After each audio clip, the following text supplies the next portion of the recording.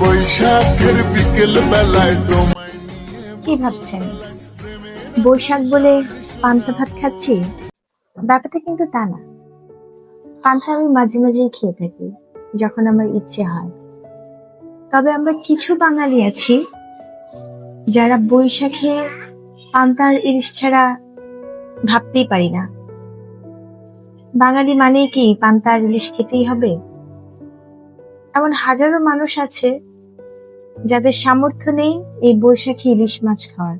আমরা কজন বিত্তবান মানুষ আছি যারা ইলিশ মাছ কেনার সামর্থ্য বহন করি বলুন তো?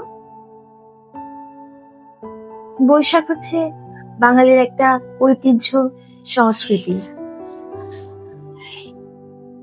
আর এই সংস্কৃতিটা আমরা যেভাবে উদযাপন করি, এই উদযাপনের ধারাটা কি আসলেই ঠিক?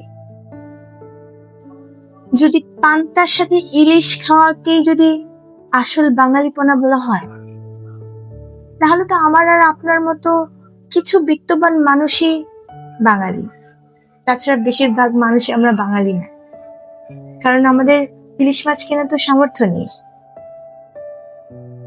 আর যদি পান্তা ভাতকে বাঙালির একমাত্র ধারণা করা হয়, তাহলে আমি বলবো খাঁটি বাঙালি তো তারা যাদের 3 বেলায় পান্তা ভাত থাকে, যাদের এক বেলাও গরম ভাত জোটে না। আর আমার আপনার মতো মানুষ একদিনের বাঙালি। একদিনের বাঙালি হয়ে লাভ কি বলুন তো? বাঙালি কি শুধু খাবারের উপর নির্ভর করে? বাংলাকে ধারণ করতে হয়, বাংলা ভাষাকে ধারণ করতে হয়, দেশকে ভালোবাসতে হয়, দেশের মানুষকে ভালোবাসতে হয়, দেশের মঙ্গলের জন্য সবকিছু করতে হয়। আর এটাই হচ্ছে আসল বাঙালি।